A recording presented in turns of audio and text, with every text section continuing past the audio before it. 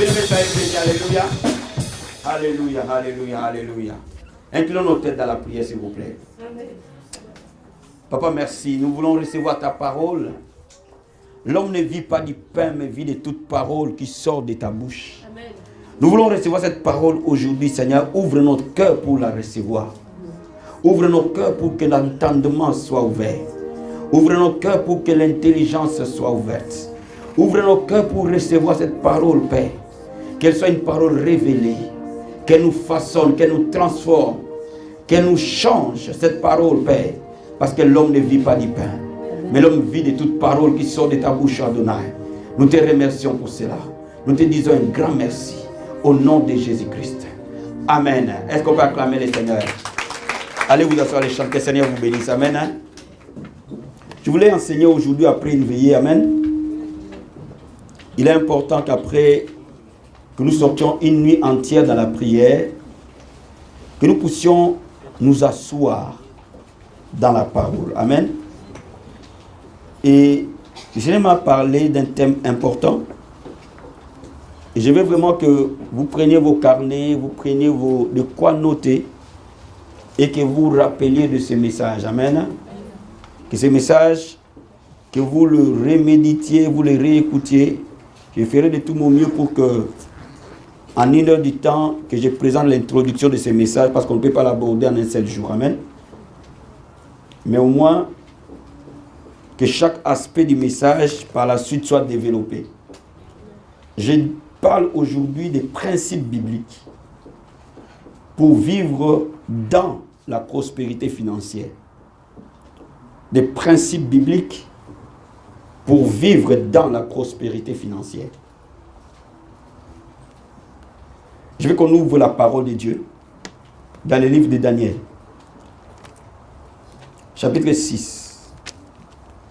Et je vais prendre le 10e verset et les 26 à 28. Daniel chapitre 6, verset 10. Et on va prendre verset 26 à 28.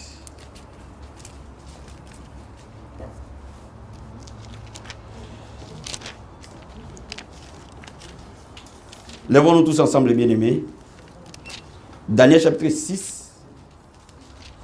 Et on va prendre verset 10. On va prendre verset 26 à 28. Frère Jacques, s'il te plaît, si tu peux m'aider.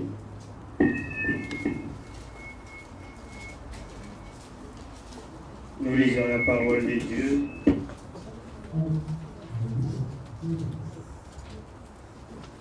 Amen. Nous lisons la parole de Dieu. Amen. Amen. Lorsque Daniel sut que le décret était écrit, il se retira dans sa maison où les fenêtres de la chambre supérieure étaient ouvertes dans la direction de Jérusalem. Et 3 fois par jour, il se mettait à genoux, il priait et il louait son Dieu comme il le faisait auparavant. Verset 26. J'ordonne que dans toute l'étendue de mon royaume, on ait de la crainte et de la frayeur pour les dieux de Daniel, car il est le Dieu vivant et il subsiste éternellement. Son royaume ne sera jamais détruit et sa domination durera jusqu'à la fin. C'est lui qui délivre et qui sauve, qui opère des signes et des prodiges dans les cieux et sur la terre.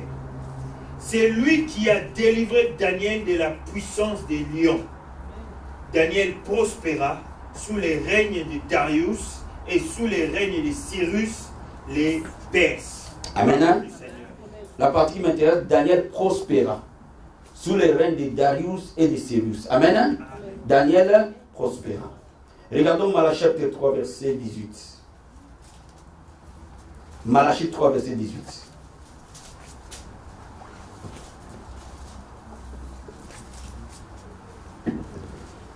Vas-y, frère Jacques, s'il te plaît. Et moi, je vais lire 3 épîtres de Jean, verset 2. Vas-y. Et vous verrez de nouveau la différence entre le juste et le méchant, entre celui qui sert Dieu et celui qui ne le sert pas. Amen. La Bible dit, vous verrez la différence entre le juste et le méchant. Quand vous regardez plus haut de ce passage, le juste se plaint. Il dit, nous servons Dieu, nous le craignons, mais rien ne change dans notre vie. Amen. Amen. Dieu dit, vous verrez de nouveau la différence entre les justes et les méchants, entre ceux qui les servent et ceux qui ne les servent pas. Troisième épître de Jean, verset 2. Bien-aimé, je souhaite que tu prospères à tous égards et sois en bonne santé comme prospère l'état de ton âme. Amen. Est-ce qu'on peut acclamer la parole du Seigneur? Veuillez vous asseoir. Je vais essayer de prêcher, d'enseigner aujourd'hui calmement, pour que tu me comprennes attentivement. Amen. La Bible nous dit dans 3 épîtres de Jean, verset 2, que je souhaite que tu prospères à tous égards et que tu sois en bonne santé comme prospère l'état de ton âme. Ici, l'apôtre Jean montre déjà une vérité de cause à effet. Il montre par là que lorsque intérieurement dans notre homme intérieur, nous prospérons, notre homme extérieur prospère. Il montre par là que la prospérité de l'homme intérieur, c'est comme les pneus d'avant qui tire vers l'avant les pneus arrière.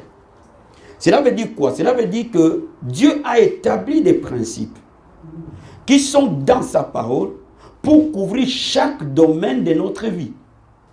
Dieu a établi la parole de Dieu en réponse dans chaque aspect de notre vie. La Bible déclare que la balance fausse est en horaire à l'Éternel. Laisse-moi te dire quelque chose. Lorsqu'on devient spirituel et qu'on oublie qu'on peut être un père de famille, et qu'on oublie qu'on est un mari, et qu'on oublie qu'on a des enfants, et qu'on oublie qu'on a des responsabilités, notre vie chrétienne est fausse. Lorsque on devient chrétien, cela ne te dédouane pas de tes responsabilités. Si tu deviens chrétien, cela ne te dédouane pas que tu dois payer tes impôts. Si tu deviens chrétien, cela ne te dédouane pas que tu dois payer ton loyer. Si tu deviens chrétien, cela ne te dédouane pas qu'il faut que tu payes les besoins de la vie de tous les jours. Tant que nous sommes dans cette tente, nous avons des responsabilités. Et ces responsabilités, Dieu nous a appris comment les régler. Il est important que l'Église apprenne déjà comment on prospère. Il est important que les parents apprennent comment on prospère.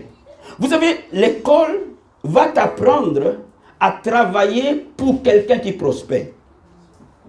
Quand tu vas à l'école, on va te donner un diplôme de la comptabilité pour que tu fasses une comptabilité de l'argent qui existe. Cela veut dire que s'il n'y a pas un patron, il n'y a pas de comptable non plus. Tu vas à l'école, on va t'apprendre à être un bon commercial. Mais si tu n'as pas un patron, tu n'es pas un bon commercial non plus. L'école ne t'apprend pas toujours comment on devient riche. Mais la parole de Dieu m'apprend ces principes. Et c'est à moi de les inculquer à mes enfants pour qu'ils soient en dehors des besoins demain. Est-ce que vous me saisissez? Est-ce que vous me saisissez? Il est important, quand j'ai prié, je voulais prier sur autre chose, mais toutes les fois que j'ai prié, depuis hier, le Saint-Esprit me ramenait à ça. Me ramener à ça. Je dis, il est important qu'on en parle. Regarde déjà les premières choses. Dieu dit que lorsque toi et moi, nous commençons à passer d'un niveau vers un autre, dans notre marche chrétienne, notre vie extérieure passe aussi d'un niveau vers un autre. Cela aussi explique que lorsque spirituellement je régresse, ma vie aussi régresse. Cela revient à dire qu'à la croix de Golgotha, quand Jésus a dit tout était accompli, il a payé le prix pour mon salut éternel. Il a payé le prix pour tout ce dont je peux avoir besoin sur la terre. Il a payé le prix pour que lorsque je tombe malade, que je me regarde à la croix et je regarde dans sa parole pour que je sois guéri. Il a payé le prix pour lorsque je vis dans une situation difficile, que je regarde à la croix, que je regarde à la parole pour que je sorte de là. Il a payé le prix pour que lorsque mes enfants ont un problème, que je regarde à la parole de Dieu, que j'arrive à trouver la bonne façon de faire. Dis à ton voisin, prospérer, c'est trouver la bonne façon de faire les choses. Je vais commencer par dire quelque chose. Nous, à la vie abondante, nous avons bâti une grande machine de prière. C'est une grâce. Il y a très peu d'églises qui ont cette machine de prière. Mais maintenant, à cette machine de prière, il faut rajouter les éléments pour que l'impact de ça soit réel. Dis-moi amen. Dis-moi amen. Ça ne suffit pas simplement d'apprendre à prier, mais il faut être capable de résoudre tous les dilemmes que la vie amène. Il ne suffit pas simplement de s'asseoir dans un coin de prier en langue, mais savoir utiliser comment j'utilise la prière en langue pour résoudre les difficultés que je rencontre aujourd'hui, demain et après-demain. Dis-moi amen. Hein? Aujourd'hui, nous allons parler un peu comment les chrétiens résolvent les difficultés financières. La Bible nous dit que Daniel en Babylone, sous les règnes de Darius et de Cyrus, Daniel a prospéré. Mais quand tu regardes bien l'histoire de Daniel, la prospérité de Daniel n'est pas tombée du ciel. La prospérité de Daniel était une conséquence logique. Daniel a bâti d'abord une vie de prière. Daniel a mis d'abord Dieu en première place. Parce que si Daniel n'avait pas mis Dieu en première place, quand on l'avait interdit de prier, il allait arrêter de prier. Si Daniel n'a pas arrêté de prier, parce qu'il savait que Dieu est sa source. David dit à Salomon, n'oublie pas que l'Éternel est ta source. C'est de lui que viennent toutes choses. Cela veut dire que la première chose que tu dois comprendre, que ton amour envers Dieu est la première ressource que Dieu te donne. Si tu perds l'amour de Dieu, tu perds toutes les bénédictions de Dieu. Si tu perds le cœur de Dieu, tu perdras les bras de Dieu. Beaucoup d'enfants de Dieu cherchent les bras de Dieu sans savoir que le bras de Dieu est lié au cœur de Dieu. Donc Daniel avait l'amour profond de son Dieu. Ça, c'était la première force de Daniel. Daniel n'a pas visé nécessairement d'être le gouverneur de Babylone. N'a pas visé nécessairement d'être le grand chef de tous les intendants du roi. Mais il a d'abord visé saisir le cœur de Dieu. Et c'est pour ça que bâtir la vie de prière était normal pour Daniel. On verra ça attentivement. Quand Daniel commence à bâtir la vie de prière, automatiquement le diable s'élève. Je vais dire à quelqu'un, toute prospérité est généralement précédée de moments d'agonie financière. Daniel, avant qu'il commence à prospérer, il a d'abord été jeté dans la fosse au lion. C'est de la fosse au lion qu'est venue la prospérité de Daniel. Laisse-moi te dire quelque chose. Quand Daniel a voulu bâtir sa vie spirituelle, le monde spirituel n'a pas aimé. Et le monde spirituel a suscité tous les collaborateurs de Darius pour voter une loi qui va empêcher Daniel de prier. Ce que les rois visaient et les gens qui étaient autour, ils ne les comprenaient pas, ils étaient sous une orientation, sous une influence. Je vais dire à quelqu'un, les gens ne t'oppriment pas parce qu'ils te détestent. Les gens t'oppriment parce qu'ils sont sous une influence. Et cette influence-là, l'auteur de ça, c'est le diable. Et le diable en est l'auteur. Il a suscité les groupes qui étaient autour du roi pour qu'une loi soit votée, afin que Daniel ne prie pas et que Daniel soit séparé de la source de sa force. Mais Daniel avait mis sa vie dans les bonnes priorités. Je vais dire à quelqu'un ce matin. Être béni, c'est d'abord mettre la vie dans les bonnes priorités. Quand tu mets le travail plus que Dieu, ce n'est pas la bonne priorité. Quand tu mets ton mari avant Dieu, ce n'est pas la bonne priorité.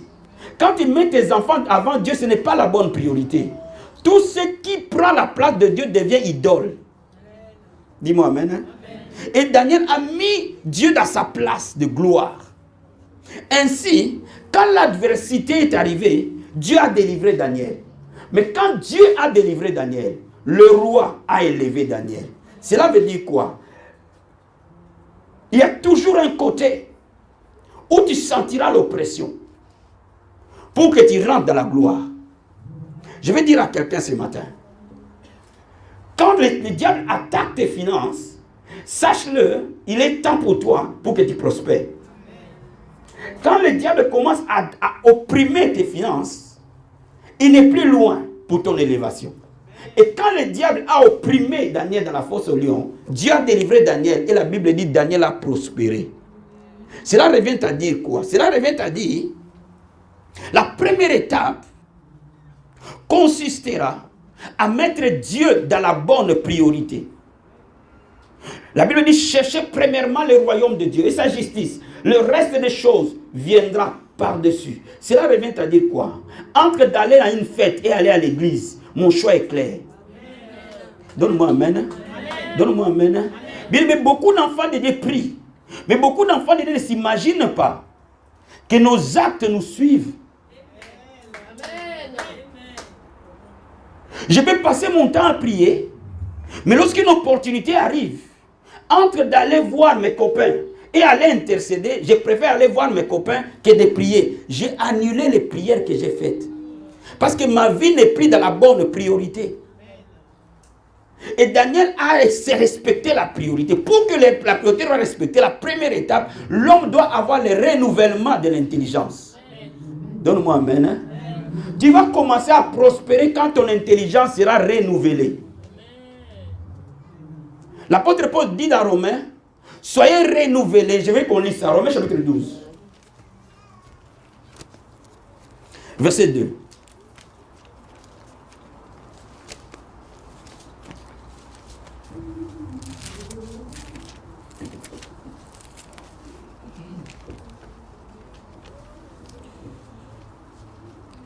Nous lisons la parole de Dieu.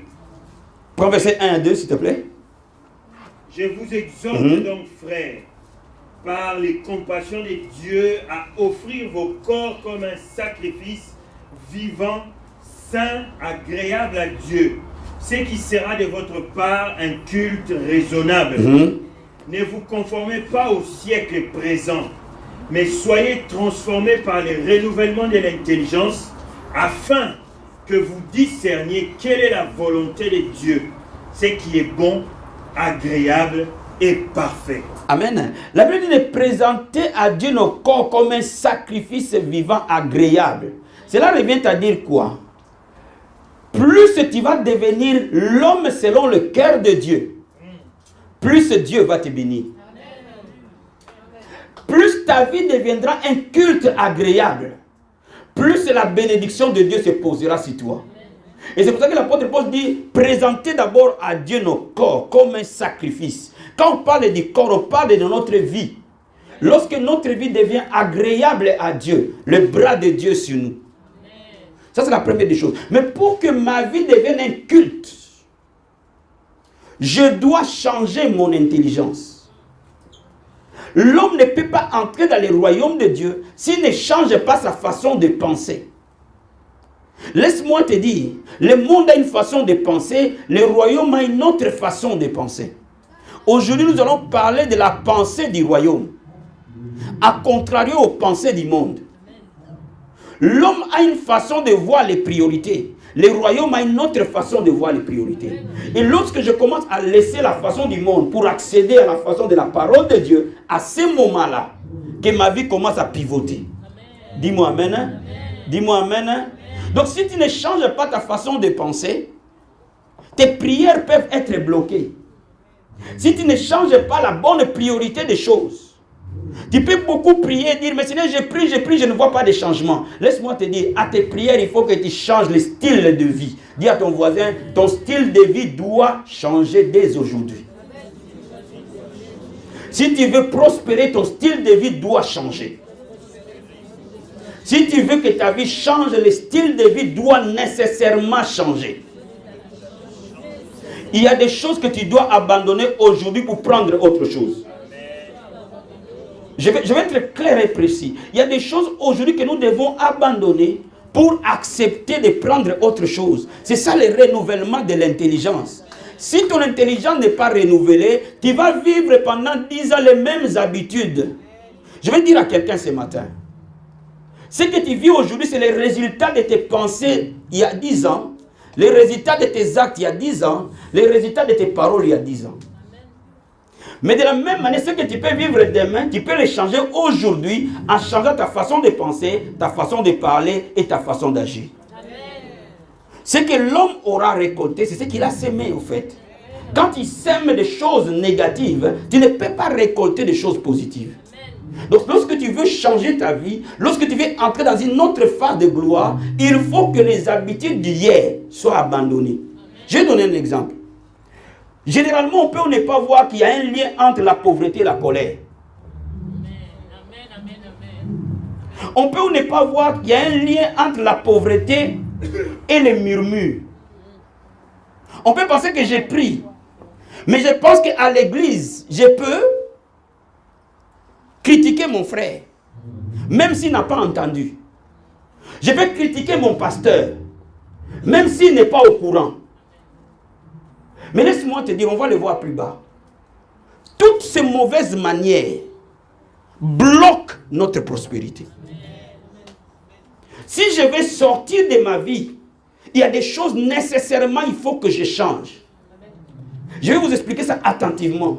Beaucoup de chrétiens ont des vies bloquées, non pas parce qu'ils n'aiment pas Dieu, ils aiment Dieu, mais ils n'ont pas tenu compte des détails qui sont dans la parole. Ou ils ont une interprétation erronée de la parole de Dieu. Ou ils pensent qu'ils peuvent transgresser la parole de Dieu parce qu'ils ont un statut spécial. Non. Le renouvellement de l'intelligence m'amène à aller plus loin.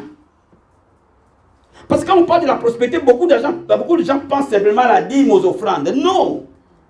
Non. Tu peux bien donner ta dîme. Mais en sortant ici, tu critiques le pasteur qui est censé prier sur ta dîme. Tu annules cette propre dîme que tu as donnée. Donne-moi un amen, s'il te plaît. Donne-moi un amen, s'il te plaît. Donc, le renouvellement de l'intelligence est capital. Lorsque nous n'abandonnons pas les vieilles habitudes des vieux chrétiens, nous ne pouvons pas être des nouveaux chrétiens. La deuxième étape, c'est de bâtir une vie de prière. Ça, nous l'avons suffisamment enseigné sur ça. Mais nous voyons Daniel qui priait 3 fois par jour. Nous voyons Daniel qui était un homme de jeûne et de prière. Qu'il a jeûné pendant 21 jours. Qu'il a jeûné plusieurs fois dans sa vie. Qu'il a prié.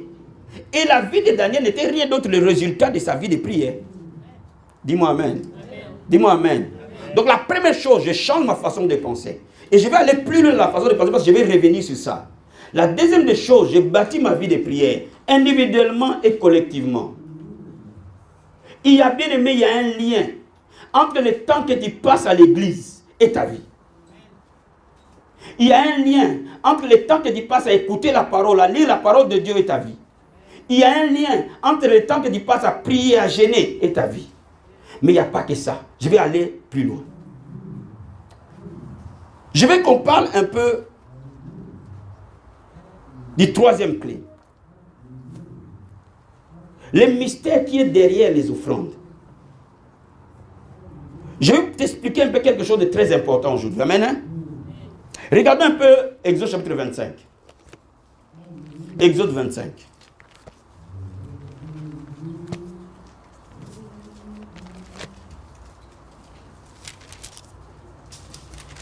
Je vais te lire le verset 1, 2, et je vais te lire le verset 8.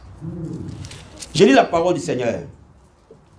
L'Éternel parla à Moïse et dit, parle aux enfants d'Israël qu'elle m'apporte une offrande. Vous la recevrez pour moi de tout homme qui la fera de bon cœur. Amen. Amen. Amen. Écoutez. L'Éternel parla à Moïse et dit, parle aux enfants d'Israël qu'il m'apporte une offrande. Vous la recevrez pour moi de tout homme qui la fera de bon cœur. Ils me feront un sanctuaire et j'habiterai au milieu d'eux. Bien, mais Dieu est tout puissant. Il n'a pas nécessairement besoin d'un homme pour créer son sanctuaire. Mais pourquoi Dieu demande un sanctuaire? Il n'a pas nécessairement besoin qu'on lui fasse un sanctuaire pour qu'il vienne habiter au milieu de son peuple. Mais pourquoi Dieu demande d'abord que les gens de bon cœur lui donnent une offrande? Bien, je vais dire quelque chose. Dans le renouvellement de l'intelligence, il faut que je comprenne des vérités qui sont liées derrière l'offrande. Tant que l'homme n'a pas chuté, il n'y avait pas d'offrande.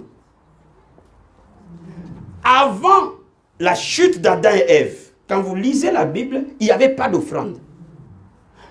Adam et Ève n'ont jamais donné l'offrande. Pourquoi ils n'ont jamais donné l'offrande? Parce qu'ils vivaient dans une grâce pleine. Donc ils n'avaient pas besoin d'offrande. L'unique chose qui les intéressait, c'est de vivre en harmonie avec Dieu, dans sa présence. Mais les jours où ils ont chuté, cette grâce les a quittés. À ce moment-là, Dieu a commencé à exiger l'offrande.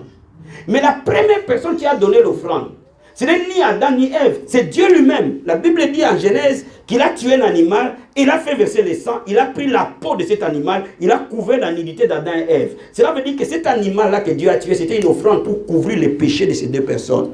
Bien, mais les péchés amènent la pauvreté. Parce que l'homme a péché, l'homme n'a plus la grâce de prospérer naturellement. Dis-moi amen. Oh my God, quelqu'un peut comprendre ce que je dis? Parce que l'homme a péché, l'homme n'a plus la grâce de prospérer naturellement. Il faut qu'il y ait une grâce.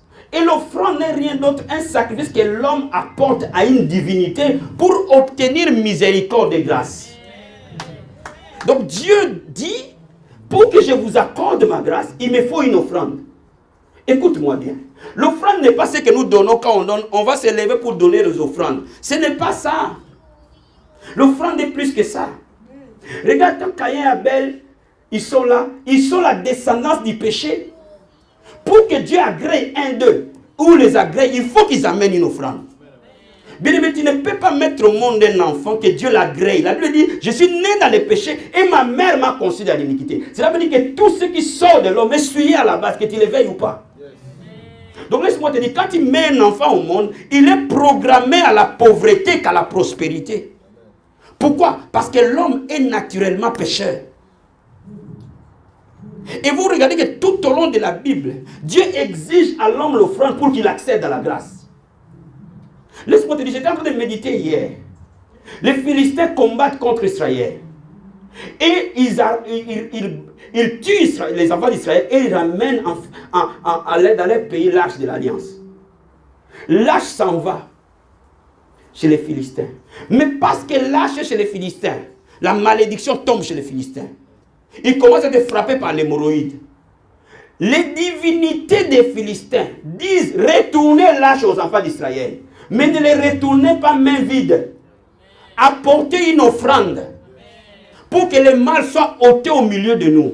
Si les païens peuvent comprendre l'importance d'une offrande, combien un chrétien ne peut pas comprendre l'importance d'une offrande?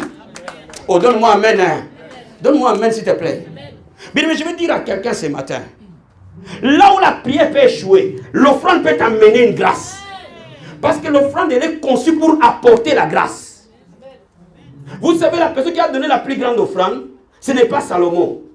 Vous savez, la personne qui a donné la plus grande offrande, ce n'est pas David. C'est Jésus lui-même qui a donné une offrande. À la croix, c'est l'offrande de sa propre vie. Oh Marabasatavaya. Qui veut donner amen? Quand nous parlons de la croix, nous parlons de l'offrande. Il était une offrande agréable à Dieu. Donc l'offrande n'est pas les 10 euros que je peux donner. L'offrande n'est pas les 3 euros que je peux donner. L'offrande n'est pas les 5 euros que je peux donner. L'offrande est un signe de reconnaissance à Dieu. Et il m'ouvre la grâce que je n'ai pas. Bien, mais le peuple de Dieu, aujourd'hui, pense, quand il donne l'offrande, il donne au pasteur. Non! L'offrande n'est jamais donnée à un homme. L'offrande est donnée à la divinité. Et c'est pour ça que Dieu dit, amenez l'offrande pour que moi, vous me construisiez le tabernacle, et moi je descendrai dans ce tabernacle et je vous bénirai. Cela veut dire quoi? Quand je donne mon offrande, je construis la présence de Dieu dans ma propre vie. Et c'est pour ça que Dieu dit que vous verrez la distinction entre ceux qui me servent et ceux qui ne me servent pas. Pas par les prières, par les dîmes, mais par les offrandes. Mais je vais dire à quelqu'un, un enfant Dieu doit comprendre que le plus grand donateur de l'offrande, ce n'est pas l'homme.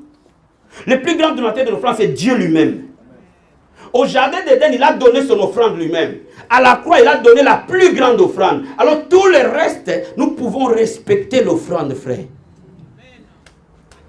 Dis-moi amen. Amen. Donne-moi amen bien. Amen. Il y a des choses qu'on ne donne pas à l'offrande. Bien aimé, vie abondante. Vous avez Jésus-Christ, regardez les paniers. Les enfants que vous voyez là, on va leur donner leur panier pour qu'ils donnent leur offrande à eux. Ne donnez pas une pièce de 1 centime à ton enfant pour venir donner l'offrande devant Dieu. Ils vont donner leur offrande à eux. Parce que ici, c'est un lieu où nous tous nous sommes bénis. C'est ici que nous avons la grâce pour prospérer. Lorsque l'offrande est mal donnée, elle n'est plus agréable à Dieu.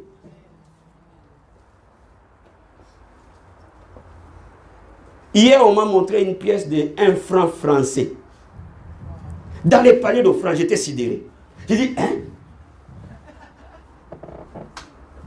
Cela veut dire que ce peuple n'a jamais compris ce que signifie une offrande. Même pas 1 euro, 1 franc français ancien. Bien, mais quand tu donnes ton offrande, tu donnes ta vie sur l'autel. La Bible nous dit que Corneille a été béni par ses aumônes et par ses prières. Cela veut dire que l'offrande vient sceller la prière. Quand je demande à Dieu quelque chose, mon offrande me fait accéder à la grâce que je n'ai pas. Le renouvellement de l'intelligence, c'est quoi? Quand je donne mon offrande en disant que je donne à frère fidèle, je ne peux pas le donner comme si je donnais à Dieu. Mais quand je donne mon offrande, je le donne à Dieu, pas à l'homme. Automatiquement, mon offrande a de la valeur. Pas devant les hommes, mais devant Dieu. Les montants importent peu, mais l'attitude du cœur, c'est ce qui importe. Quelle est la valeur que je donne à mon Dieu pour révéler l'offrande que je peux lui donner? Donne-moi un amen. Hein? Donne-moi un amen. Hein? Quand vous regardez dans la Bible dit, vous ne viendrez pas dans la maison du Seigneur main vide. Pourquoi? Ce n'est pas parce que Dieu a besoin de notre argent. Parce que Dieu a besoin de nous bénir. Et l'unique moyen où il nous bénit, il nous le bénit par notre offrande. C'est notre offrande qui apaise sa colère envers nous. C'est notre offrande qui nous donne accès à sa miséricorde et à sa grâce. Je vais te lire un passage dans Luc chapitre 8. Qui me comprend ce matin? Qui me comprend ce matin? Luc chapitre 8. Regardons, nous allons voir quelque chose d'important là. Je suis convaincu qu'il y a eu beaucoup de prédicateurs qui ont détruit la parole. Amen. Ils ont altéré la parole. Et automatiquement, la vraie parole n'est plus. Regardons Luc chapitre 8, verset 1. J'ai dit ceci. Ensuite, Jésus allait de ville en ville et de village en village, prêchant et annonçant la bonne nouvelle du royaume de Dieu. Les 12 étaient avec lui, et quelques femmes qui avaient été guéries d'esprits malins et de maladies, Marie, dite Magdala, de laquelle étaient sortis 7 démons. Jeanne, femme de Sousa, intendant d'Hérode, Suzanne et plusieurs autres, qui l'assistaient de leurs biens. La Bible dit que Jésus-Christ allait de lieu en lieu. Jésus n'a pas construit des tabernacles. Jésus n'a pas construit des temples. Parce que nous sommes dans la nouvelle alliance. On n'a plus besoin de construire un temple. Mais Jésus, en allant de lieu en lieu, annonçant l'évangile, il faisait un temple. Mais regarde, dans le groupe de Jésus, il y avait 3 catégories. Il y avait d'abord Jésus lui-même, les porteurs de l'évangile. Il y avait le groupe de 12. Les 12 apôtres, qui peuvent représenter quoi? Les intercesseurs, les chantres, les protocoles, les gens qui installent les micros, qui peuvent représenter tout le contour spirituel qui est autour de Jésus-Christ.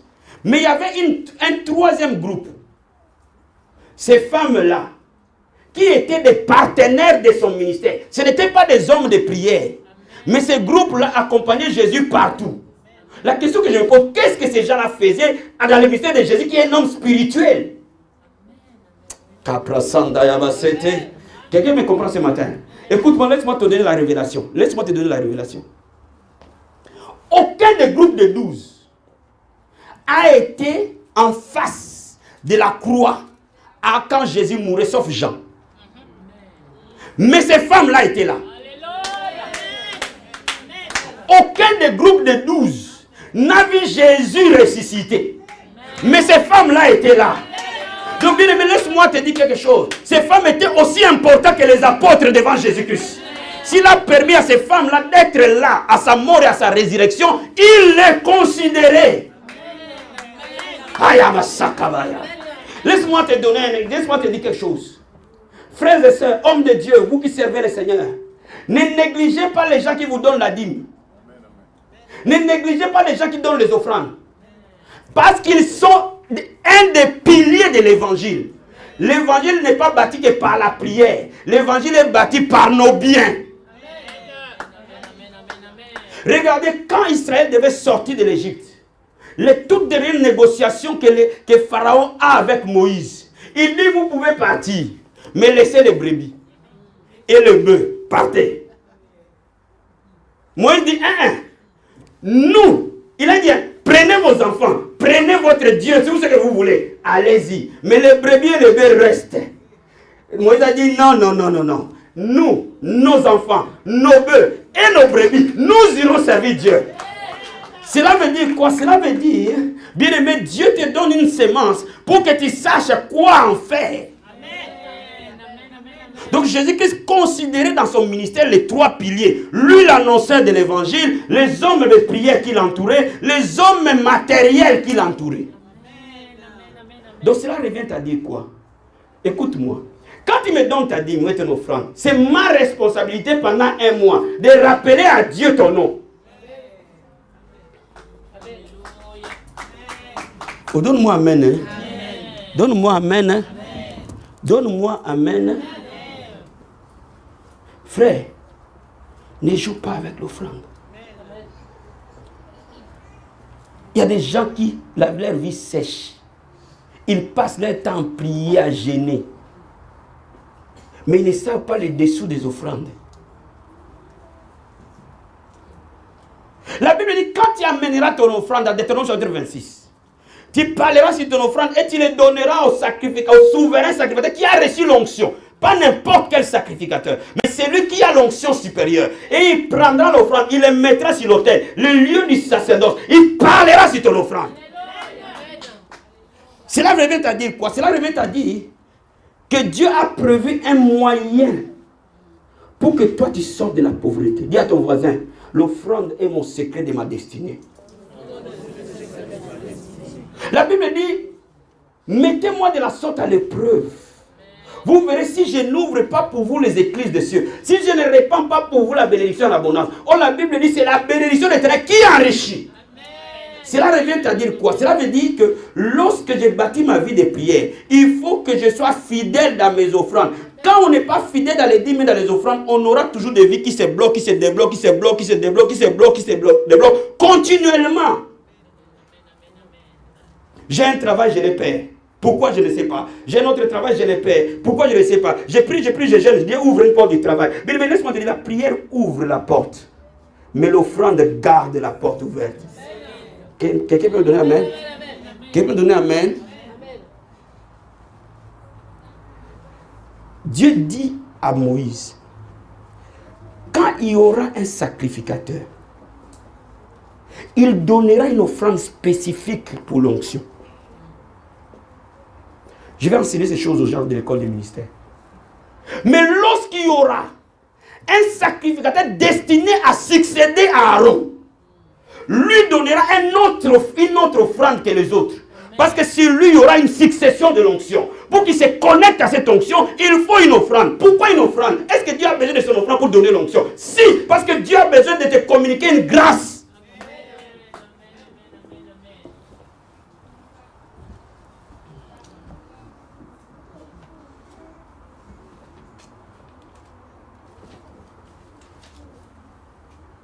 Mes amis, les anglo-saxons ont compris ces choses. Les francophones ne l'ont pas encore compris. Et les francophones, autant de prières qu'ils feront, ils resteront pauvres tant qu'ils n'ont pas compris.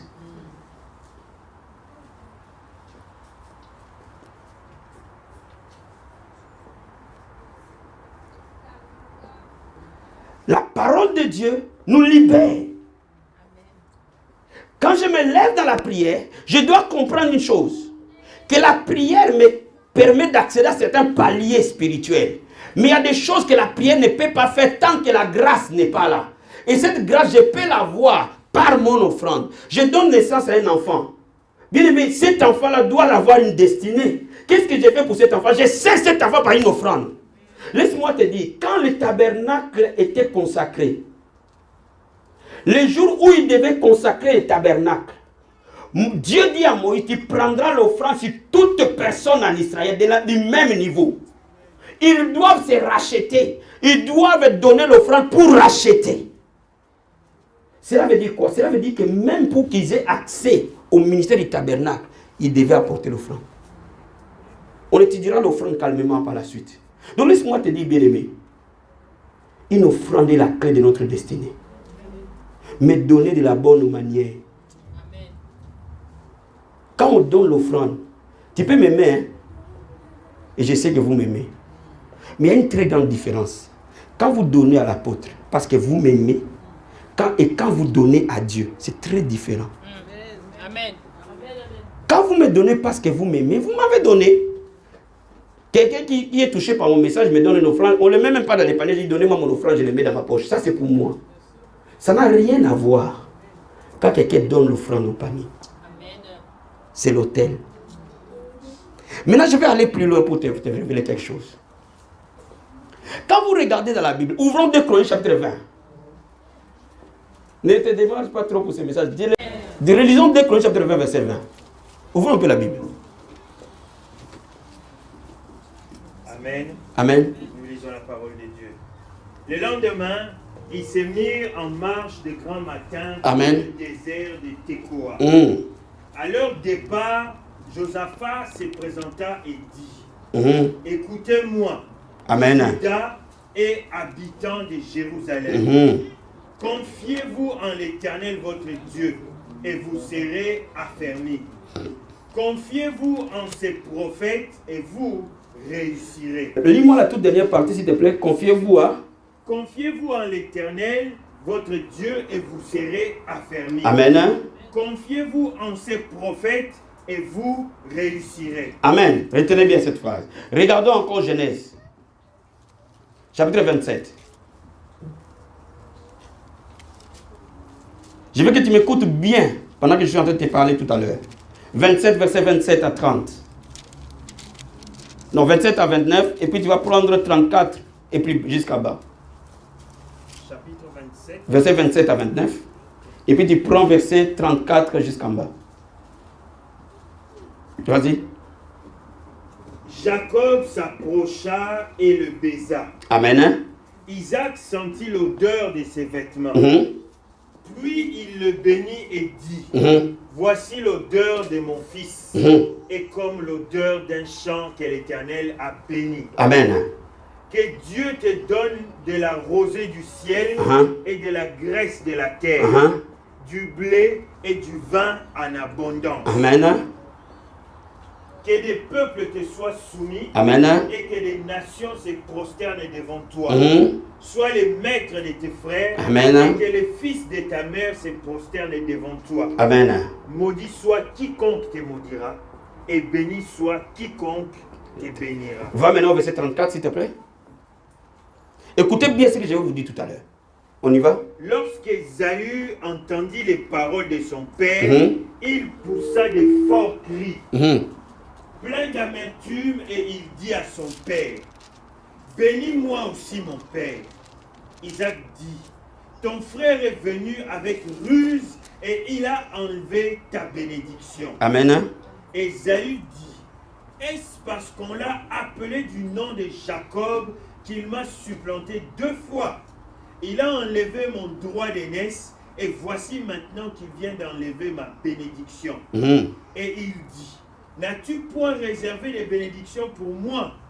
Isaac répondit et dit à Ésaü, voici, je l'ai établi ton maître. Amen. Et je lui ai donné tous ses frères pour serviteurs. Amen. Je l'ai pourvu de blé et de vin. Que puis-je donc faire pour toi, mon fils? Amen. Va plus loin. Ésaü dit à son père, n'as-tu que cette seule bénédiction, mon père? Bénis-moi aussi, mon père. Et Ésaü éleva la voix et pleura. Amen. On peut s'arrêter là. Dieu dit dans 2 Chroniques, confie-toi à l'Éternel, tu seras affermi. confie-toi à ces prophètes, tu réussiras. Cela revient à dire que Dieu a fermé l'homme. Mais Dieu ne fait pas prospérer l'homme. Il a donné ses sacerdoces aux prophètes. Dis-moi maintenant, je vais te faire comprendre ça. Dieu t'a fermé, mais il donne pour que tu accèdes au niveau élevé de ta vie la clé aux prophètes. Mais c'est qui ces prophètes? Ces prophètes, c'est celui qui est ton père spirituel. Laisse-moi t'expliquer quelque chose. Quand tu regardes Isaac, il bénit Jacob. Il l'établit maître de ses frères. Au moment où nous parlons, Jacob est dans la maison d'Isaac. Il est enfant comme tous les autres enfants. Mais, ce peuple d'Israël connaissait la puissance du patriarche. Et il savait les sacerdoces que le patriarche avait. Il l'a établi maître de ses frères. Il a mis toute la prospérité entre les mains de Jacob. Quand Isaou vient, il se rend compte que il n'a pas reçu la bénédiction. Il pleure, il dit, papa, tu n'as pas autre bénédiction que ça. Il dit, mais qu'est-ce que je peux faire pour toi? Moi, je l'ai établi ton maître. Bien aimé, Isaac établit les petits frères, les maîtres du grand frère. Il dit, il en sera ainsi. Laisse-moi te dire, physiquement et spirituellement, ça a été ainsi. Jacob, Israël, c'est la descendance de Jacob. Bien aimé, Dieu a mis de côté Esaü et il a marché avec Isaac, avec Jacob. Pourquoi? Parce que Isaac a établi Jacob maître. Quand bien même, cela était déjà dans les plans de Dieu. Mais pour que ce soit effectif, il fallait qu'un sacrificateur ayant une onction élevée l'établisse. Laisse-moi t'expliquer quelque chose. Quand vous regardez dans le livre de 1 Samuel, vous allez voir Dieu appelle Samuel. Il dit Samuel, Samuel. Il répond, mais Dieu ne dit rien. Il appelle encore Samuel, Samuel. Samuel répond, mais Dieu ne dit rien. Mais comment Dieu veut parler, est en train d'appeler un enfant? Mais ne lui dit pas pourquoi il appelle. Mais parce que Dieu qui appelle Samuel, il a déjà la clé donnée à Élie, qui est le père spirituel de Samuel. Pour que Samuel accède à sa bénédiction, Dieu l'oblige de passer par Élie. Écoute-moi bien, s'il te plaît. Suis-moi. Hein? Quand maintenant, Samuel ne comprend pas, il est obligé d'aller voir Élie. Élie maintenant qui entre dans la révélation dit Dieu a d'appeler l'enfant. Il dit quand il va t'appeler, dis parle, ton serviteur entend. Cela veut dire que Élie, le sacrificateur que Dieu a déjà rejeté, qu'il sait qu'il va mourir. Et Dieu sait que le ministère de Samuel va s'étendre. Et cela veut dire que le sacerdoce passera. Il dit il donne la clé à Élie pour que Samuel entre dans sa destinée. Et quand Samuel dit, parle ton serviteur, écoute, Dieu parle à Samuel. Laisse-moi te dire quelque chose. Qu'est-ce que ça cache? Quand tu veux prospérer, il y a une loi. La Bible dit, honore ton père pour que tu vives longtemps. Vous savez, l'église est un lieu où tout le monde vient. Et les gens qui ont une bonne éducation et les gens qui ont une mauvaise. Et quand ils viennent, ils pensent qu'on peut amener nos mauvaises éducations dans l'église. Attention. Dans l'église, le Père est inviolable. Parce que c'est par lui que ta vie est. Donne-moi amen. Donne-moi amen, s'il te plaît. Et quand tu es dans l'église, écoute-moi, mes frères, qu'aucune personne, qui qu'il soit, ne vient te parler du mal de ton père spirituel. Ne l'accepte pas. Si tu acceptes, tu adhères à sa façon de penser, automatiquement, que le père spirituel le sache ou ne le sache pas, tu es sous un jugement. Amen, amen, amen. Donne-moi amen. Donne-moi amen. Donne-moi amen. Donne-moi amen. Même si tu manges avec ton père spirituel, même si tu joues le jeu des dames avec lui, il faut que tu comprennes, il est papa. Son rôle est là pour bénir. La Bible dit, le souverain sacrificateur bénira. Il est là pour bénir à la place de l'Éternel. Cela revient à dire quoi? Cela revient à dire que ton élévation, ce sont ces mots qui vont t'amener là. Donne-moi amen. Oh my God, quelqu'un comprend ce que je dis?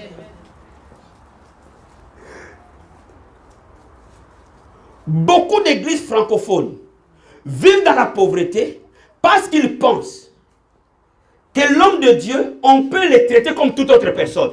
Non. Dieu n'a jamais traité ton serviteur de la même manière que les autres. On pense qu'on peut faire des syndicalismes à l'église. Il n'y a pas de syndicalisme à l'église.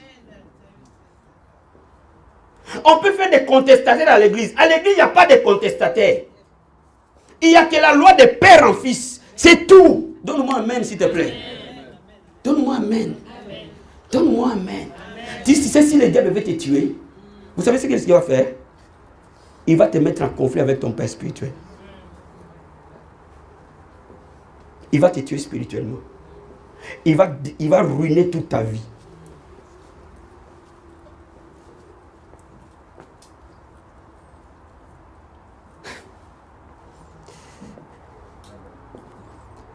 Élie, que Dieu a rejeté. Pourquoi il lui donne la clé de Samuel que Dieu va utiliser? Pourquoi? Parce que Dieu ne joue pas avec l'autorité. Dieu ne s'amuse pas avec l'autorité.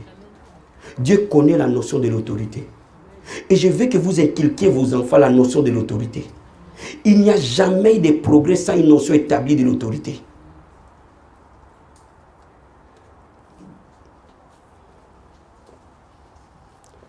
Regarde. Aaron fait le veau d'or. Il a péché, non? Et ça crée une rébellion.